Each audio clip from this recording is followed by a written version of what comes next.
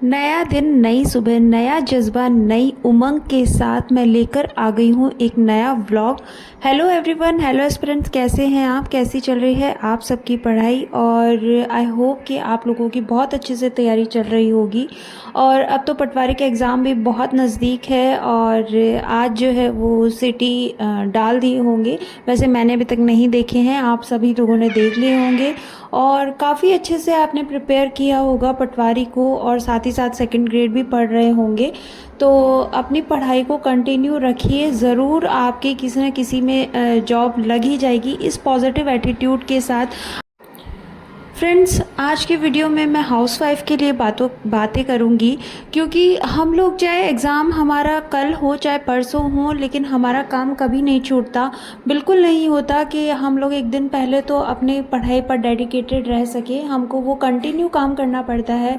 और फिर अगर काम भी नहीं करना पड़ता तो भी हमारे छोटे बच्चे होते हैं, और उन छोटे बच्चों को तो हम एक दिन पहले नहीं कह सकते हैं कि हमारा कल एग्ज़ाम है, प्लीज़ आज आप अच्छे से रहिए, या आज आप टाइम से सो जाना, या आज आप टाइम से उठ जाना। वो हमारे हिसाब से हमारे अकॉर्डिंग बिल्कुल नहीं रह सकते हैं।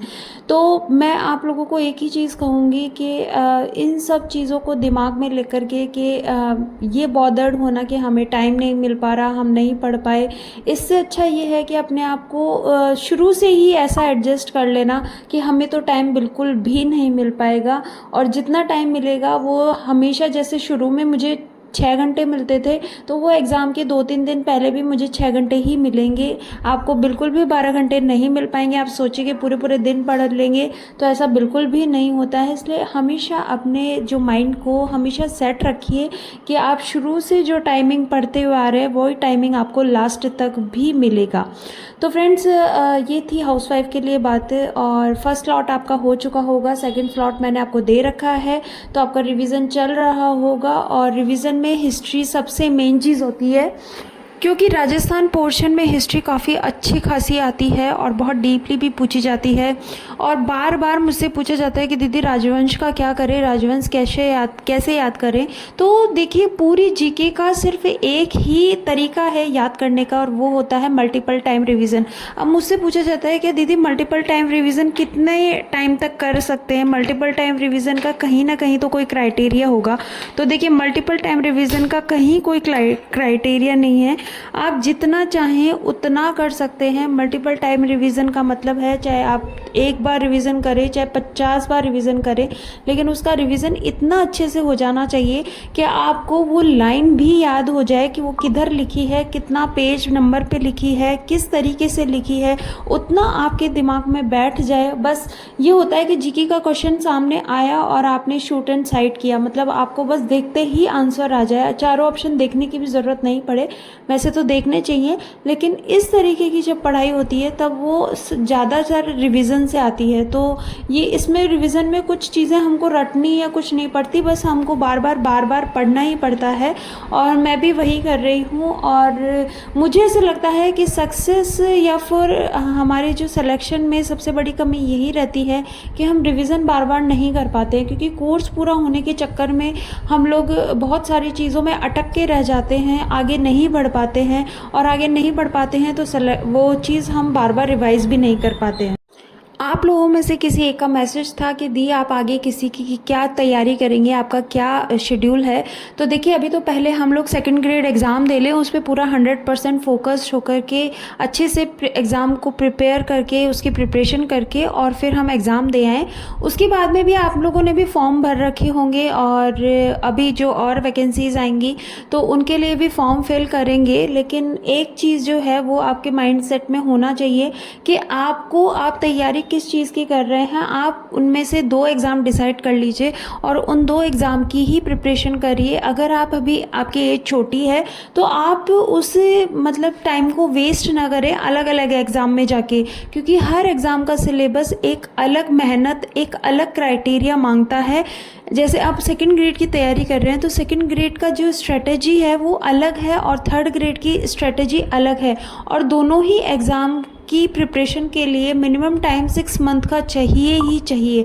ऐसा नहीं है कि 3 महीने में सिलेक्शन नहीं होता है, लेकिन अगर आपको अपने आप पे पूरा फुल कॉन्फिडेंस चाहिए कि हाँ मेरा सिलेक्शन हो जाएगा, तो 6 महीने की तैयारी बेस्ट होती है किसी भी एग्ज़ाम को क्रैक करने के लिए।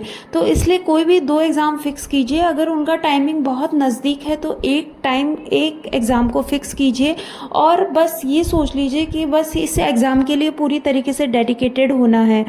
और हर एग्ज़ाम के लिए आपको अलग अलग कोर्सेज, मतलब बहुत सारे कोर्सेज परचेज़ मत कीजिए। किसी भी एक जिस पे आपको बिलीव है उसका कोर्स लीजिए और उसी की रिलेटेड आप लोग टेस्ट सीरीज़ लीजिए और बस उसी को बार बार रिवाइज़ कीजिए। हम बार बार दूसरा कोर्स बहुत सारी टेस्ट सीरीज़ ले लेते हैं, इसलिए हमें भटकाव की स्थिति हो जाती है, क्योंकि आजकल मार्केट में बिल्कुल भी कमी नहीं है, ना तो बुक्स की और ना ही ऑनलाइन कोर्सेज़ की।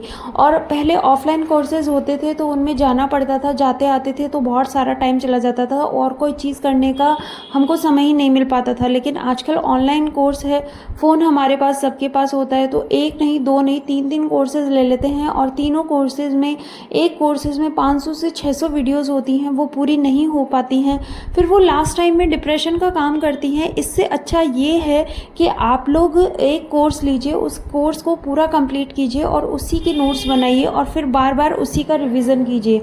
हर एग्ज़ाम का मूल मंत्र यही होता है कि एक बार पढ़ना और उसको बार बार रिवाइज़ करना, यही चीज़ आपको बार बार करनी पड़ेगी। और किसी का कमेंट था कि दी मैं साइकोलॉजी की अवनी पब्लिकेशन की बुक ले लूँ क्या, जो बहुत अच्छी है क्या? देखिए अच्छी है। अगर मैं इस एग्ज़ाम की बात करूँगी तो इस एग्ज़ाम के लिए जो अभी रिसेंटली आपका होने वाला है उसमें अवनी पब्लिकेशन आपकी कतई ही कंप्लीट नहीं होगी, क्योंकि काफ़ी बड़ी, लेंदी और हार्ड लैंग्वेज वाली बुक है। लेकिन हाँ, आप नेक्स्ट वैकेंसी के लिए ज़रूर ले सकती हैं अवनी पब्लिकेशन। लेकिन मैं ये कहूँगी कि अवनी पब्लिकेशन लेने से अच्छा है, क्योंकि क्वेश्चन इतने टिपिकल नहीं पूछे जाते हैं और आपको साइकोलॉजी में कोई महारत हासिल नहीं करनी है। अगर आपको आगे सब्जेक्ट जो है वो कंटिन्यू करना है साइकोलॉजी, तो आप ज़रूर अपनी पब्लिकेशन ले लीजिए, नहीं वरना आप सिंपल लैंग्वेज की सिखवाल लीजिए, काफ़ी अच्छी बुक है। और साथ ही साथ आप MCQs, जो PYQs आते हैं जो दिशा में हैं मनोविज्ञान के, वो आप ले सकती हैं। तो इसलिए आप, मुझे नहीं लगता कि ज़्यादा आप बॉदर्ड रहिए। ऐसे जो भी सब्जेक्ट्स हैं उनको थोड़ा मतलब हर दिन को थोड़ा थोड़ा टाइम दीजिए, लेकिन मतलब इतना ज़्यादा इसमें दिमाग ख़राब करने की ज़रूरत नहीं है कि साइकोलॉजी और टीचिंग मेथड कहाँ से पढ़ें। इसलिए सिकवाल की बुक और PYQ सफिशेंट है साइकोलॉजी के लिए। इसी तरीके से टीचिंग मेथड भी आप PYQ से पूरे के पूरे सॉल्व कर सकते हैं। तो आप सिलेबस को जल्दी से जल्दी समेटने की कोशिश कीजिए और आप, मुझे लगता है टेंशन से ज़्यादा आपको अपनी पढ़ाई पर फोकस करना चाहिए। टाइम नहीं है तो टाइम को ना बढ़ा के आप फोकस को बढ़ा दीजिए, आपका जो आउटपुट है वो बिल्कुल इक्विवेलेंट ही निकल के आएगा। एक फ्रेंड्स, मेरे पास एक कमेंट आया था कि दी आपके मोटिवेशन से मेरी जो है ना वो जॉब लग गई है, तो उससे मुझे इतना ज़्यादा मतलब मोटिवेशन भी मिला और इतना ज़्यादा खुशी हुई कि चलिए कि मतलब आप अपनी लाइफ में कुछ अच्छा कर रहे हैं, कि आप लोग अगर कुछ अच्छा कर रहे हैं और आपकी बातें सुनकर कोई मोटिवेट हो रहा है और अपने जीवन में कुछ अच्छा कर रहा है, तो इससे बड़ी चीज़ और कुछ नहीं हो सकती।